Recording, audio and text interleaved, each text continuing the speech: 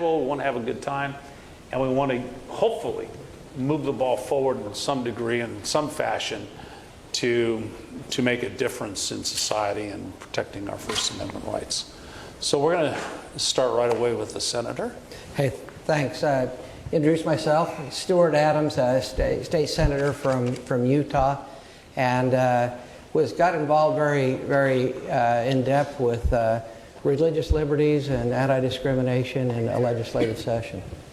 And do you want us to introduce and just present? Yes, please. Okay. Yeah, in order to understand what we did in Utah, it's probably good to understand the history. I was elected into the House of Representatives in 2002, and in 2004, we thought we proactively dealt with marriage. We passed a constitutional amendment defining a marriage between a man and a woman, and thought we basically bulletproofed the issue. I left the legislature in 2006, but I eventually came back and was elected into the Senate. In 2013, in December 2013, the 10th Circuit judge by the name of Robert Shelby overturned our constitutional amendment. And our legislative session runs between January and March. We have a 45-day session, one of the shortest in the country. And so that happened almost directly before our 2014 legislative session. And much of the country received that through a Supreme Court ruling about a year and a half later. But we were kind of early into that process. So during that 2014 legislative process, Senate and House leadership said, we're not going to deal with the issue. We appealed the decision, and we just didn't want to deal legislatively at all. So whether it be anti-discrimination, religious liberties, we held all the bills. The gay community was pretty upset with us. They protested one of our public hearings. There were 13 of them that were thrown in jail. You probably didn't hear a lot about it, but it was very contentious. We lost our appeal in June, and the Supreme Court in October that year denied cert, which means they didn't want to hear our appeal. So we received the mandate that we needed to start and fulfill same-sex marriages in October of 2014. Many of my constituents, in fact many of my colleagues, were very frustrated that a court could overrule the will of the people, especially a constitutional amendment. And they were planning and had, in fact, some of them wanted to actually secede from the nation, I think. They were very disappointed. In Utah, we have 29 senators, 24 are Republicans. We have 75 House members, 63 are Republicans. We were poised to actually, on one side, an effort to try to protect religious liberties, and the LGBT community felt empowered because of the ruling. We were poised to see two trains come together and a big wreck happen in Utah. We've seen Indiana, we've seen North Carolina, Arizona, and other states. We would have made them look like they paled compared to what we were about to experience. To the credit of the LDS Church, on the second day of the session, they came and said, we don't think this is a zero-sum game. We don't think there should be winners, and we don't think there should be losers. Combine the issues. Now, it's a 45-day legislative session, one of the shortest in the country. It's 45 total days. There are 33 working days. There were 31 working days left. It was almost an impossible task. Very difficult process. I could talk quite a bit about that, but I won't in the interest of time. But I would like to talk about what we did. So here's what we came about with. First of all, we did, if we're going to give protections in housing and employment, and I might say that I think it's better to do this legislatively than have a court ruling. Because when the court ruled at the beginning of our session, we had a governor that was asked by the press and kind of goaded along, would you marry a same-sex couple? And he said, I don't think I'd do that. And then our Speaker of our House said, sure he would. And we had a lot of confusion. So when you have a court ruling, you have no policy. So we decided we would actually deal with housing and employment and do it legislatively. So we gave protections to employers. We protected the employer that they could control dress in the workplace reasonably. We protected them and just required reasonable accommodations. Those accommodations would simply be locks on bathroom doors. We controlled religious speech at the workplace. The employer could decide if there were going to be religious or speech about sexuality, but if they allowed speech, they had to do it on an equal basis. And if they allowed speech on an equal basis, they couldn't fire somebody because of their speech about religion, family, or sexuality, inside the workplace or outside of the workplace. So that meant that examples, maybe some of you have heard Brandon Ike, who gave $1,000 to Prop 8 in California, who lost his position, or the person who worked for Red Robin and went to a gay pride parade on Saturday and was fired on Monday. It protected both of them, that they could actually speak inside or outside of the workplace and have those type of protections. We then protected religious organizations, religious schools specifically, actually carved them right out, and their affiliates. We dealt with the definition of gender identity, transgender. Very big controversial issue. We deferred back to the American Psychological Association's definition of gender identity, which is a DSM-5 designation, which requires a 6-month psychological evaluation. And that solved a lot of issues. Of course, we gave protections for housing and employment, but then we added a non-severability clause. And the beauty of that non-severability clause was that it basically said that if any part of that legislation were struck down by a final court, the entire legislation would crumble, which means we would lose our religious liberties and they would lose their housing and employment protections. Then we dealt with marriage. We have a single subject rule in Utah, and we dealt with marriage in another bill. Maybe some of you have heard of Kim Davis. Anybody heard of a clerk in Davis County? You've heard of Kim Davis, but I don't think you've ever heard of one in Utah. But what we did was we dealt with the issue in a very non-discriminatory way. We mandated every clerk in Utah would have to marry. Gave that affirmative action, affirmative course of actually receiving a marriage in Utah. But then we said, hold on a minute, if there's someone who else in their office or someone in the community that can perform that clerk could step off. And so we accommodated both the religious conscience and the ability for someone to get married in a non-discriminatory fashion. So what happens in 2 counties in Davis County, long before Kim Davis, the Davis and Weber County, if you come in for a marriage certificate, you're given a sheet of paper and it has a list of those who will marry you. Everybody's treated the same, whether you're looking for a traditional marriage or same-sex marriage. We also gave specific protections we heard earlier in the presentations. We protected religious organizations. We protected clergy, that they would not have to perform marriages contrary to their beliefs. That their ability to perform marriages couldn't be rescinded if they did so.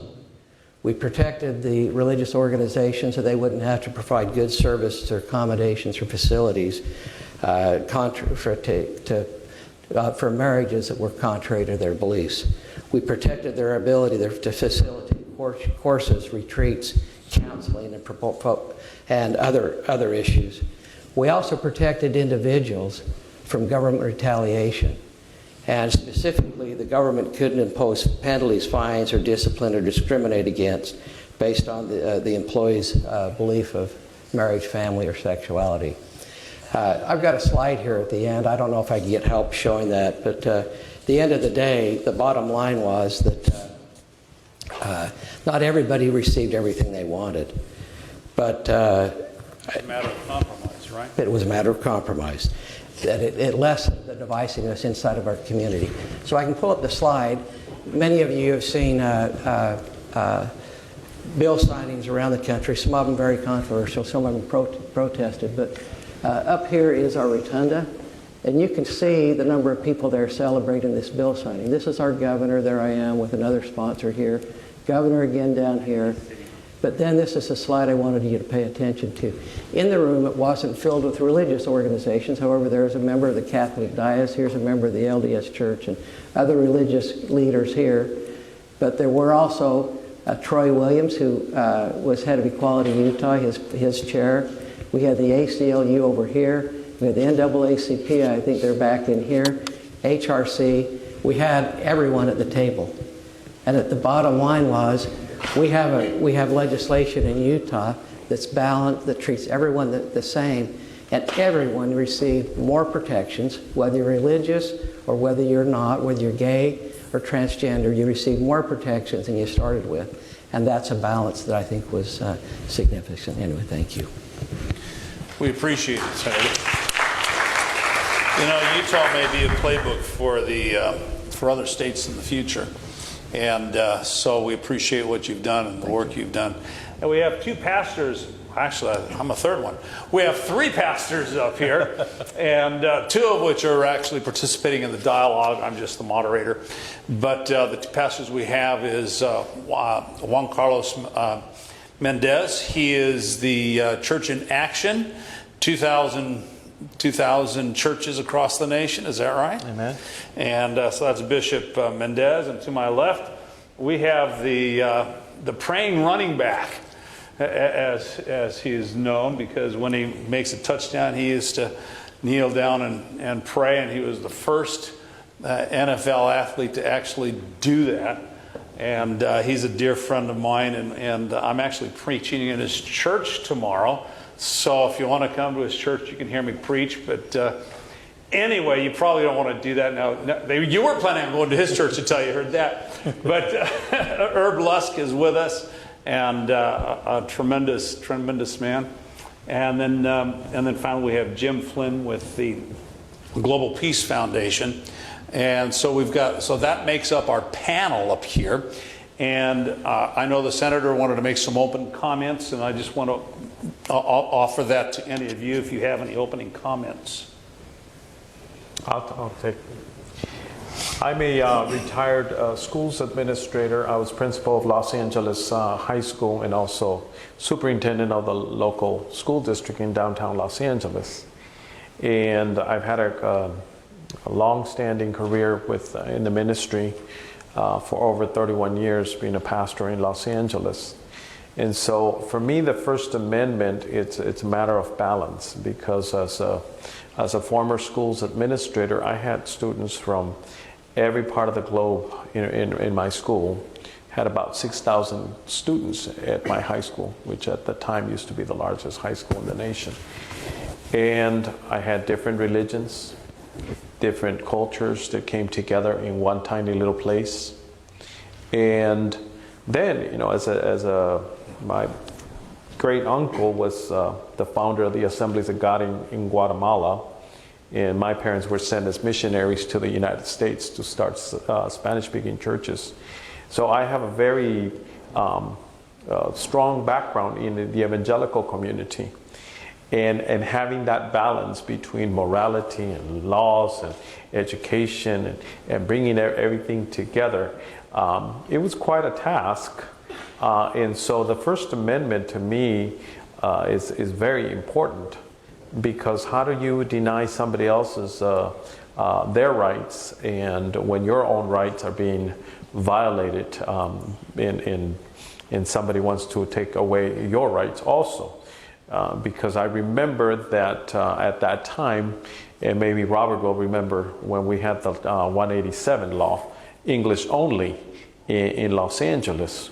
But that was kind of difficult to have English only in a city where so many immigrants, and in a school where so many cultures came together. And at that time, the governor was Pete Wilson, and he and I had a lot of encounters, and they weren't too positive, because I was fighting for my students, and I kept saying, well, you can't force us to just speak English only in a school where children can't even read and write in their own native language. And so the Commission on Teacher Credentialing came after me, and they said, well, Dr. Mendez, you're going to have to do English only. And I said, well, that's virtually impossible, because I have to first teach them their native language and make sure that they understand, the simple arithmetic and simple reading and writing in order for us to move forward. And so that law was overthrown thankfully.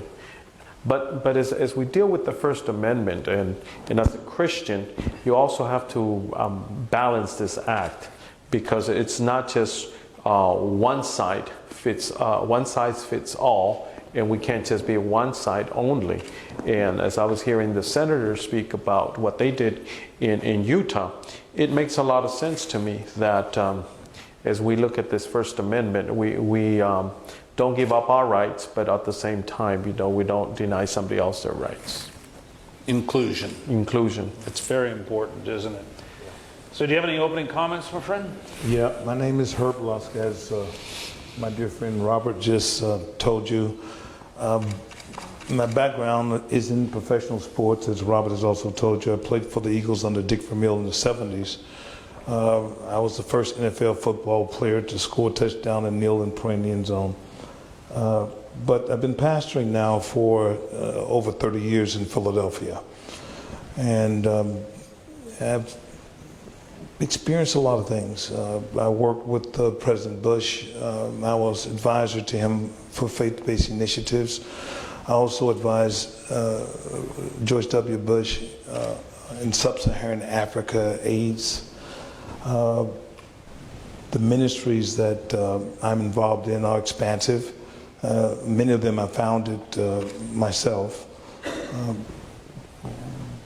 I have a crisis pregnancy center in Philadelphia. We're saving lives of children that are being exterminated all over this country by law, by the way. It's legislated that it's illegal to do that. That's an unfortunate thing that has happened in our country. We have a charter school with 650 kids, have a Christian school in Chester, Pennsylvania, have work in Mozambique, Malawi, Tanzania, Kenya, South Africa, Kingdom of Swaziland, Ethiopia. I have many ministries, but one overriding dominant mission. Many ministries. I mean, for welfare to work, we've trained over 40,000 welfare recipients and taken them off the welfare rolls into the job market. We're right now reconnecting men to their children and teaching fatherhood and responsibility. Many ministries, but one overriding dominant mission, and that is to preach the gospel and make sure the gospel is free to be preached. I'm always amused when I'm invited to these on these panels, and I'm invited to be in different places. I know probably less than anybody in this room about some of the things that you're discussing. Silver and gold, Peter said, have I none, but such as I have, give I thee. And I speak in the name of my Lord, Jesus Christ. We talk about how we can't legislate morality. My concern is we don't legislate out morality, meaning that it's legislated in such a way that I can't preach the gospel, and that men and women around the world are free to share the gospel of Jesus Christ. I honestly believe that it is the answer to pretty much many of the problems that we're dealing with. The gospel has to be free. The gospel has to be preached. Thank you. And Jim Flynn, as the president of Global Peace Foundation, we've been friends for quite some time and traveled around the world together and had some very exciting projects that we've done internationally.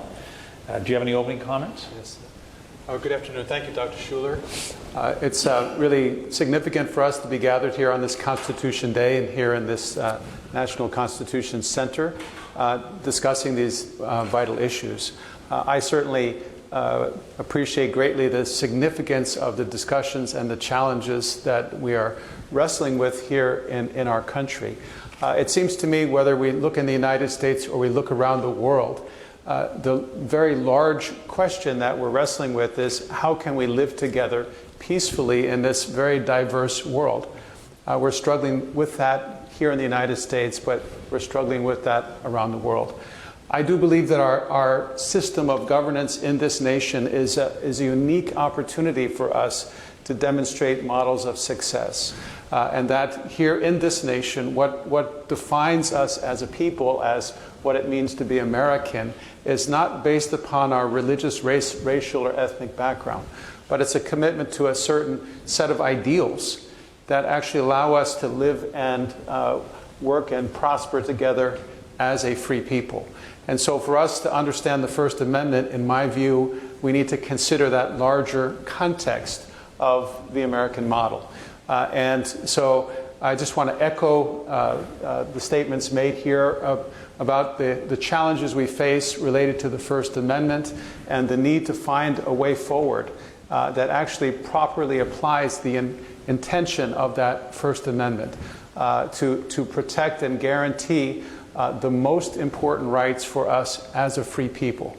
It's my understanding that as Americans, we are seeking a system to be self-governing citizens. We govern ourselves by a moral or ethical code that each of us claims for ourselves. And so the First Amendment and the rights secured therein must apply to all people.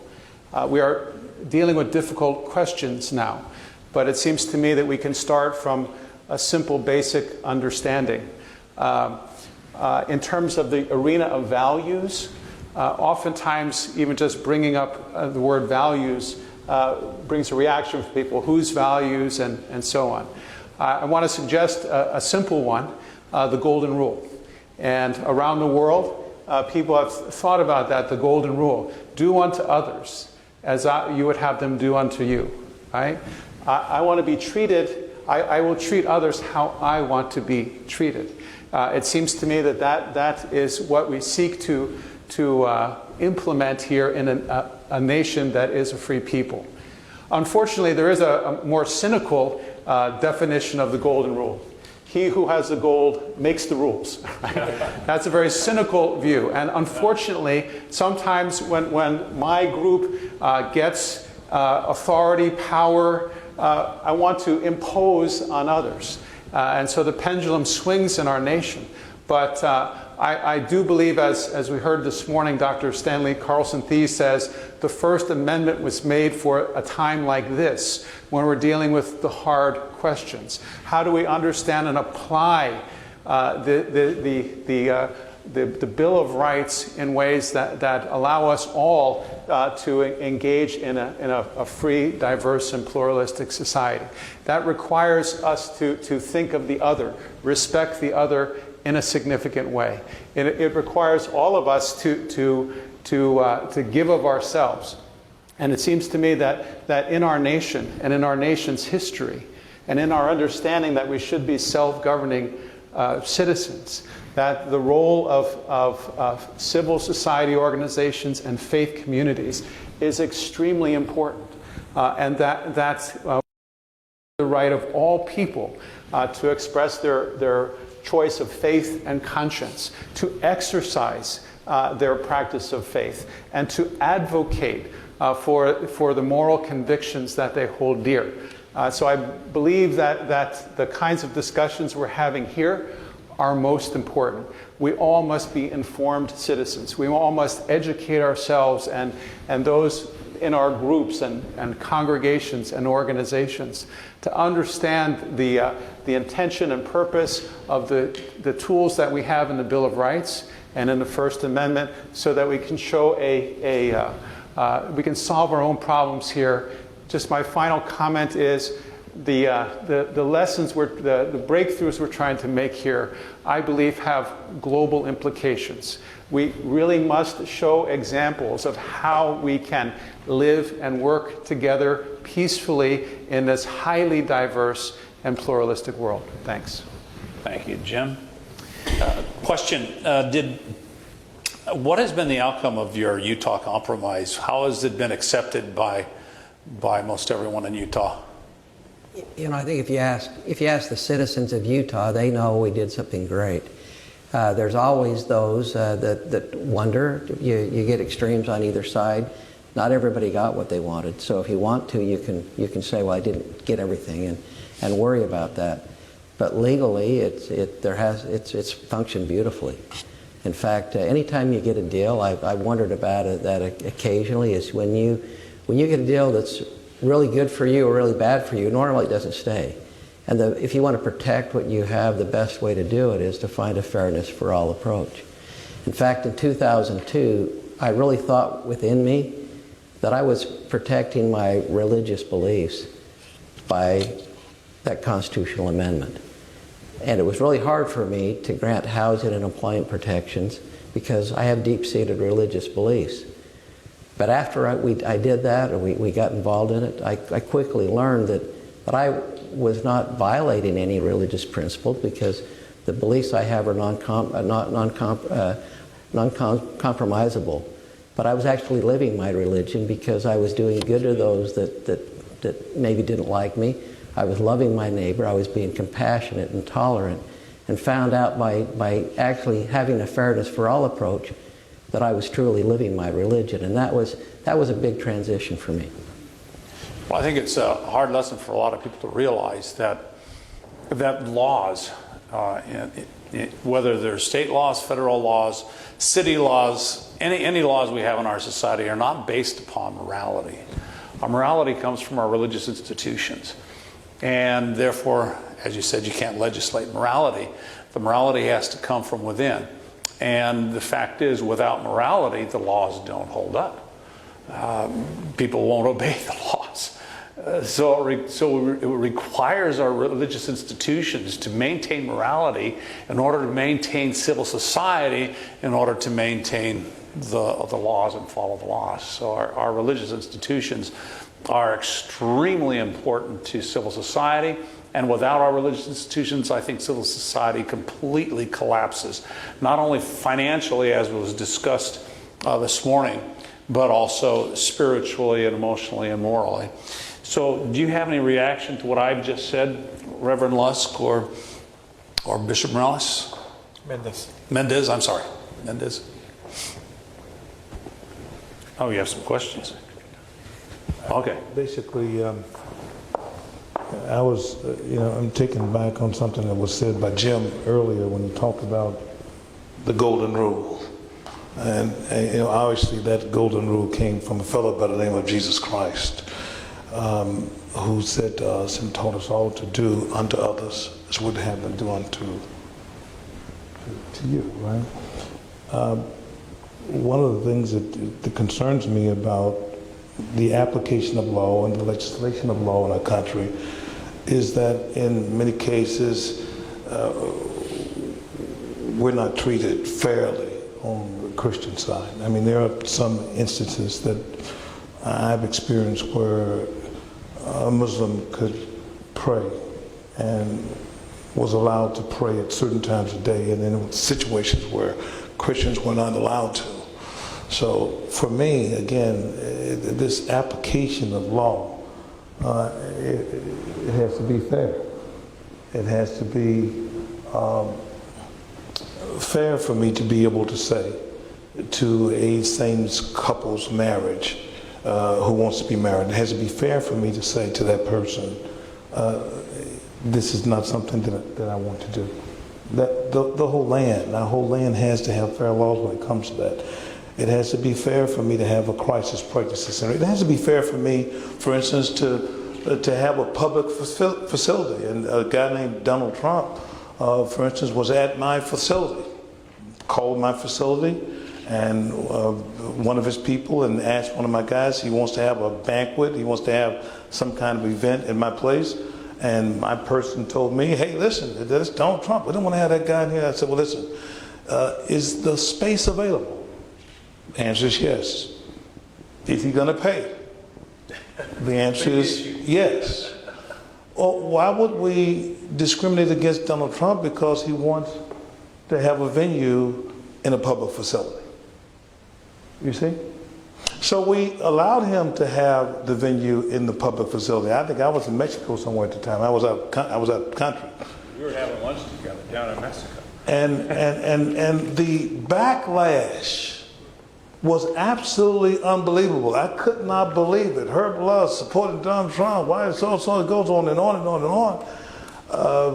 Tolerance. Something that Senator, you were able to find that middle ground and accomplish is what our country needs. And so I recommend and nominate you and your movement to fix what's happening in this country. Yeah. Well, you'll see in the back of your program because this kind of brings us up to this topic. In the back of your program, you'll see this a national call to prayer and action. You notice that what we're doing is we realize that legislation isn't going to solve the racial tensions that we have in America today. Legislation isn't going to solve most of the problems in America. And if legislation is not going to solve it, then it has to be our houses of worship that's going to solve it. So that means the only way it's going to be solved is by calling upon the name of the Lord to come and bring healing to our nation. And in the Bible, God tells us that if my people who are called by my name will humble themselves and pray, then I'll heal their land. And so we're calling on everybody across this nation to pray for the next 70 days leading up to Thanksgiving, where we can give thanks to God for healing our land. Robert, my dad said something to me a long time ago. I'll never forget it. Obviously we have different beliefs in our country. My father's also a Baptist preacher, been pastoring the same church for 57 years. He's 88 years old and still actively pastoring. And my father told me, son, and I was born in Memphis, Tennessee. I was born in segregation. I was born in Deep South. I remember going to the white or the colored water fountain. I remember going to the back of a store to get food for my mother because I couldn't go through the front door. I remember going to a movie and having to sit in the balcony as opposed to being able to sit on the ground floor. I remember all those things. My father said this to me when I got to California. He says, son, never hate the beast so much that you become the beast yourself. Never hate what's happened to you or the injustices that are happening to you so much that you yourself begin to be a perpetuator of the same injustice. That's something our country has to be careful about. That's something that we as a people have to be careful about it. And when we legislate, we have to think that way. Well, I have a question for everybody here on the podium. If you feel so inclined, you can answer it if you feel moved. When our society is so polarized, how is it possible to move to a golden rule situation rather than winner take all? Well, I believe that there's different ways to approach this. One is education does not begin in the schools. It begins at home. And when families are polarized and disintegrated, and when children arrive in schools, they already arrive with a perspective, and they already bring hatred. And you see it in the elementary schools with the bullying. And they see a child that looks different than them, and they already discriminate against that child. Because at home, they were taught that, somebody that looks different than you is not acceptable. We also look at our churches. Sunday is the most racist day of the week because we live in the same neighborhoods, we shop in the same stores, we eat in the same restaurants, we're able to work together in the same workplace, but yet on Sundays, we have the black church, we have the brown church, we have the white church, and we have every other church, and every group is segregated. And so I think that forums like this one, for me, are important because I can see the perspective of other people. You grow up in churches that are multi-ethnic and multi-faith, or not multi-faith, but with different beliefs that come together.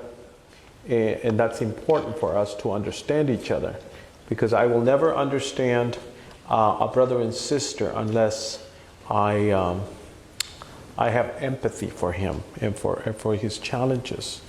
I've been to 80 countries, and every time I come back to the United States, I see the greatness of this country. It's a wonderful country.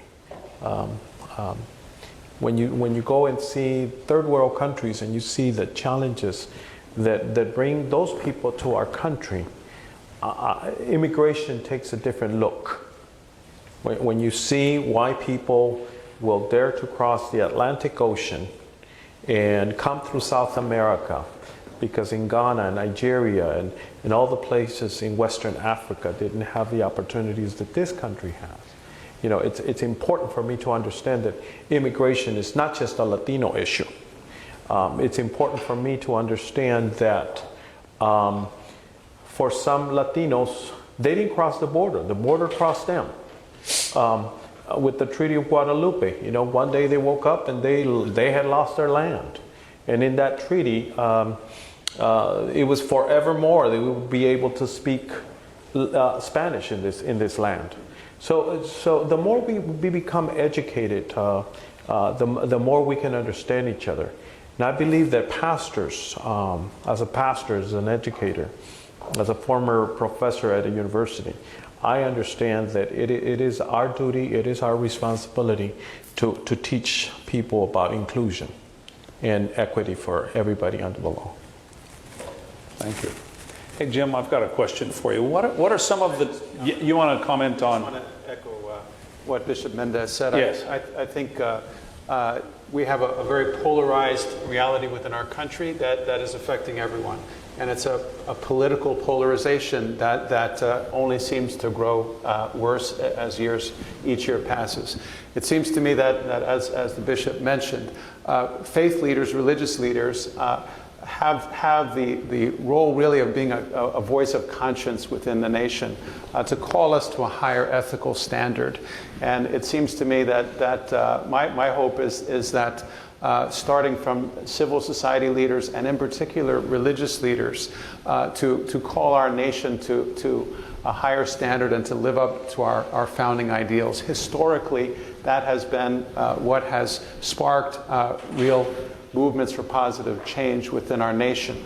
And I believe that with the religious diversity of our nation today, that voice needs to be a broad voice, not only Christian leaders, but Muslim and leaders of the wide array of people of faith in our nation, I believe can be an important catalyst to bring about that change in America today. Yeah, Dr. Go ahead. No, follow. Yeah, I just want to add, I agree with you, Bishop, but it's so important that we who are believers have more passion for what we believe than political parties.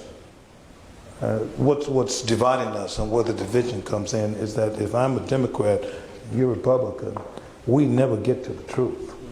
And so we never enter into what I call dialectic dialogue. I mean, what I want when I talk to you is I want the truth. I don't care whose side has it.